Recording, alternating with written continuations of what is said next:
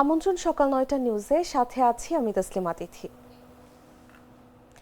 ঢাকা ৮ আসনের সংসদ সদস্য পদপ্রার্থী ও ইনকিলাব মঞ্চের মুখপাত্র শরীফ ওসমান হাদিকে গুলির ঘটনায় প্রধান অভিযুক্ত ফয়সাল করিম মাসুদের বাবা মোহাম্মদ হুমায়ুন কবির ও মা মোসাম্মদ হাসি বেগমকে গ্রেফতার করেছে র্যাব। মঙ্গলবার রাতে বিষয়টি নিশ্চিত করেছেন র্যাবের লিগ্যাল অ্যান্ড মিডিয়া উইংয়ের পরিচালক wing commander MZM Intekhab Chowdhury. তিনি জানান, গ্রেফতার ফয়সালের বাবা মাকে জিজ্ঞাসাবাদ চলছে। জিজ্ঞাসাবাদ শেষে থানা পুলিশের কাছে হস্তান্তর করা হবে।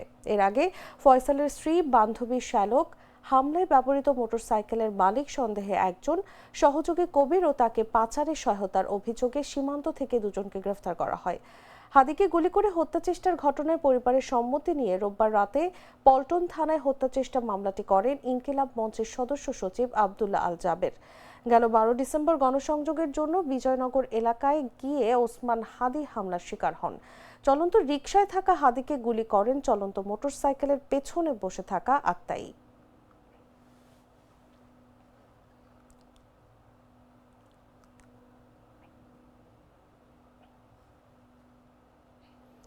ঢাকা ৮ আসনের সংসদ সদস্য পদপ্রার্থী ও ইনকিলাব মঞ্চের মুখপাত্র শরীফ ওসমান হাদিকে গুলির ঘটনায় ব্যবহৃত অস্ত্র ও গোলা বারুদ উদ্ধার করেছে র্যাব। এ ঘটনায় মোহাম্মদ ফয়সাল নামের এক ব্যক্তিকে আটক করা হয়েছে। এ সময় তার কাছ থেকে দুটি বিদেশি পিস্তল, দুটি ম্যাগাজিন, একটি খেলনা পিস্তল ও 41 রাউন্ড এমুনিশন উদ্ধার করা হয়েছে। মঙ্গলবার দিবাগত রাতে বিষয়টি নিশ্চিত করেছেন র্যাবের লিগ্যাল অ্যান্ড মিডিয়া উইংয়ের পরিচালক wing commander MZM Intekhab Chowdhury. তিনি জানান, গোয়েন্দা তথ্যের ভিত্তিতে নরসিংদী সদর থানাধীন তরুয়া এলাকাস্থ মোল্লার বাড়ির সামনে তরুয়ার বিলের পানির মধ্যে থেকে অস্ত্র ও গোলা বারুদ উদ্ধার করা হয়। এর আগে প্রধান অভিযুক্ত ফয়সাল করিম মাসুদের বাবা মোহাম্মদ হুমায়ুন কবির ও মা মোসাম্মদ হাসি বেগমকে গ্রেফতার করে র্যাব।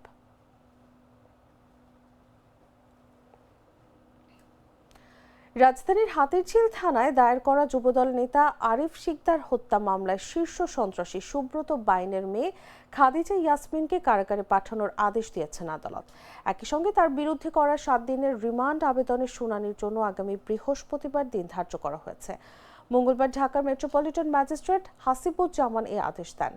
এদিন মামলার তদন্ত কর্মকর্তা ও গোয়েন্দা পুলিশের পরিদর্শক মোহাম্মদ মাজহারুল ইসলাম খাদিজা ইয়াসমিনকে আদালতে হাজির করে 7 দিনের রিমান্ড আবেদন করেন।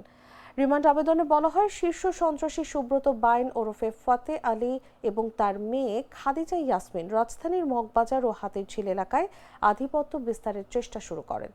2024 সালের 5 আগস্ট পরবর্তী রাজনৈতিক পরিস্থিতিতে তারা যুবদল নেতা আরিফ শিকদারকে প্রতিপক্ষ হিসেবে চিহ্নিত করেন।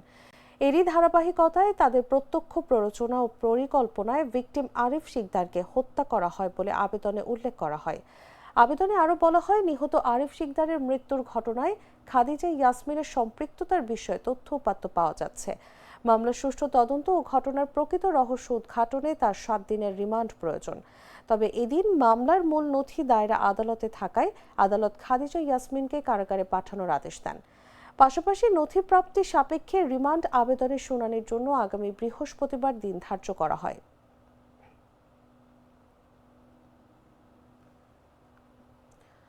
আগামী 25 ডিসেম্বর দেশে ফিরবেন বিএনপির ভারপ্রাপ্ত চেয়ারম্যান তারেক রহমান। দেশে ফেরা উপলক্ষে যুক্তরাজ্য বিএনপির নেতাকর্মীদের এয়ারপোর্টে বিদায় নিতে ভিড় না করার অনুরোধ জানিয়েছেন তিনি। স্থানীয় সময় মঙ্গলবার লন্ডনে যুক্তরাজ্য বিএনপি আয়োজিত বিজয় দিবস উপলক্ষে এক আলোচনা সভায় দেয়া বক্তব্যে তারেক রহমান কথা বলেন। কারণ হিসেবে তিনি বলেন, এয়ারপোর্টে গেলে হট্টগোল তৈরি হবে এবং মানুষ জানবে এরা সবাই বাংলাদেশি। এতে করে দেশের সুনাম নষ্ট হবে, দলের সুনাম নষ্ট হবে। প্রত্যেকের কাছে আমার একটি অনুরোধ, 25 তারিখে ইনশাআল্লাহ আপনাদের দয়া আল্লাহর রহমতে আমি দেশে ফিরে যাব। কিন্তু এখানে উপস্থিত, এই ঘরে উপস্থিত প্রত্যেকটি মানুষের কাছে আমার অনুরোধ, দয়া করে কেউ আপনারা এয়ারপোর্টে সেদিন যাবেন না। দয়া করে কেউ আপনারা এয়ারপোর্টে যাবেন না আপনারা। কারণ এয়ারপোর্টে গেলে একটি হট্টগোল তৈরি হবে এবং মানুষ জানবে যে এরা সব বাংলাদেশি এবং দেশের সুনাম নষ্ট হবে, দলের সুনাম নষ্ট হবে। যারা এয়ারপোর্টে যাবেন না, যারা সেদিন এয়ারপোর্টে যাবেন না, আমার আজকের এই অনুরোধ যারা রাখবেন, আমি ধরে নিব তারা দল এবং সর্বোপরি দেশের সম্মানের প্রতি মর্যাদা রাখবেন। Mr. Noodles, amazing taste. সিলেটের শাহজালাল বিজ্ঞান ও প্রযুক্তি বিশ্ববিদ্যালয়ে বিজয় দিবস উপলক্ষে আয়োজিত ভোজে ব্রয়লার মুরগির মাংস দিয়ে আপ্যায়ন করায় তা বয়কট করেছেন শিক্ষার্থীরা। শিক্ষার্থীদের বয়কটের মুখে নতুন করে ভোজ আয়োজনের সিদ্ধান্ত নিয়েছে প্রশাসন।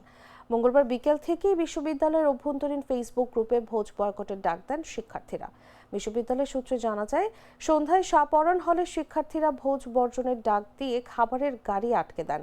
পরে একে একে অন্যান্য হলের শিক্ষার্থীরাও ভোজ বয়কট করেন।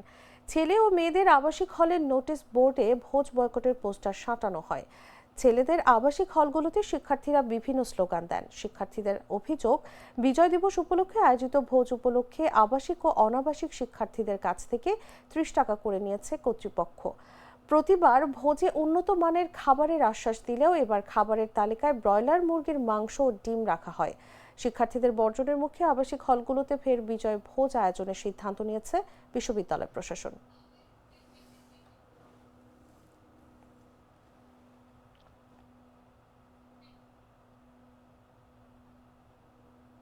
জানাবো আন্তর্জাতিক সংবাদ।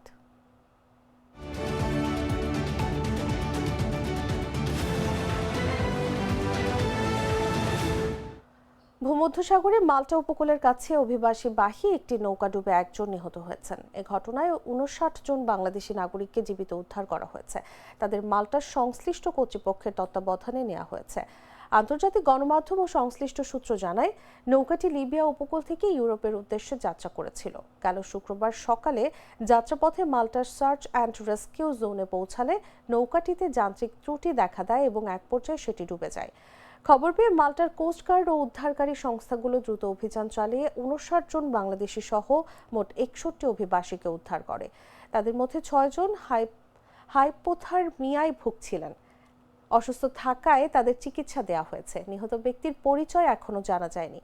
জাতিসংঘের শরণার্থী সংস্থা UNHCR এর তথ্য অনুযায়ী চলতি বছরের গত সপ্তাহ পর্যন্ত মাল্টায় আসা অভিবাসন প্রত্যাশীর সংখ্যা মাত্র 185 জন।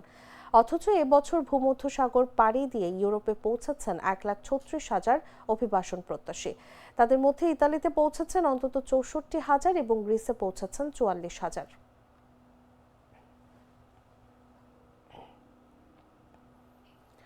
চলমান সীমান্ত সংঘাত থামাতে কম্বোডিয়ার কাছ থেকে একতরফা যুদ্ধবিরতি ঘোষণার দাবি জানিয়েছে থাইল্যান্ড।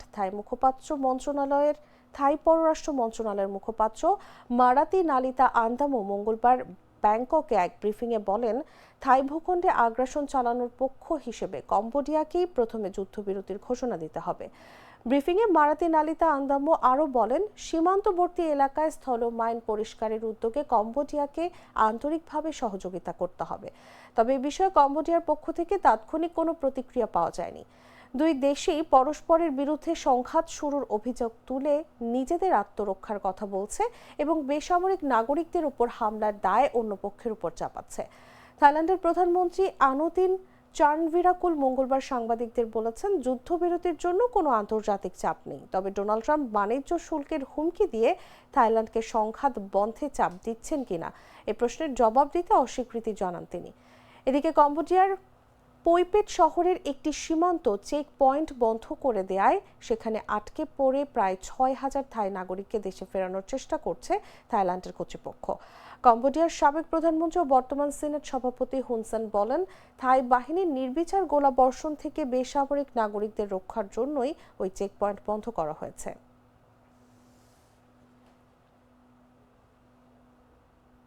সংবাদ শেষ করব খেলার খবর জানিয়ে।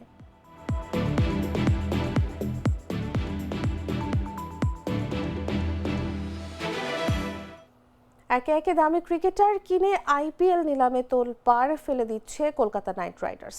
ক্যামেরন গ্রিনকে 25 কোটি 20 লাখ এবং মাথিসা পাথিরানাকে 18 কোটি রুপিতে কেনার পর এবার বাংলাদেশের পেসার মুস্তাফিজুর রহমানকে 9 কোটি 20 লাখ রুপি দিয়ে কিনে নিল শাহরুখ খানের দল। মুস্তাফিজুর রহমানের ভিত্তিমূল্য ছিল 2 কোটি রুপি। নিলামে চেন্নাই সুপার কিংস এবং দিল্লি ক্যাপিটালসের সঙ্গে লড়াই করে বাংলাদেশের কাটার মাস্টারকে জিতে নিল কলকাতা নাইট রাইডার্স। 2016 সালে সানরাইজার্স হায়দ্রাবাদ দিয়ে আইপিএল ক্যারিয়ার শুরু করেন মুস্তাফিজুর রহমান। প্রথম আসরেই হায়দ্রাবাদকে চ্যাম্পিয়ন করেন। এরপরের মৌসুমেও ছিলেন হায়দ্রাবাদে। এরপর Mumbai Indians, Rajasthan Royals, Chennai Super Kings এবং দিল্লি ক্যাপিটালসের হয়ে বিভিন্ন মৌসুমে খেলেছেন আইপিএলে। গত মৌসুমেও শেষ মুহূর্তে দিল্লি ক্যাপিটালস মুস্তাফিজকে দলভুক্ত করেছিল তার ভিত্তিমূল্যে। এবার নিলামে নাম ওঠার পর শুরুতেই মুস্তাফিজের ব্যাপারে আগ্রহ দেখায় দিল্লির ফ্র্যাঞ্চাইজিটি। চেন্নাই সুপার কিংসের একজন ডেথ ওভারের পেসার প্রয়োজন। মাথিসা পাথিরানাকে পায়নি, এ কারণে মুস্তাফিজের ব্যাপারে আগ্রহী ছিল তারাও।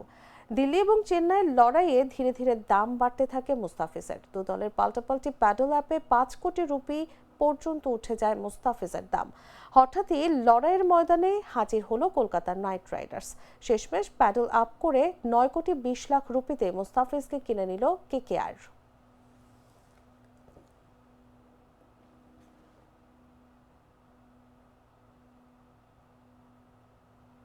দর্শক, এই ছিল এখনকার মতো। এরপর দেখবেন বেলা 11টার সংবাদ।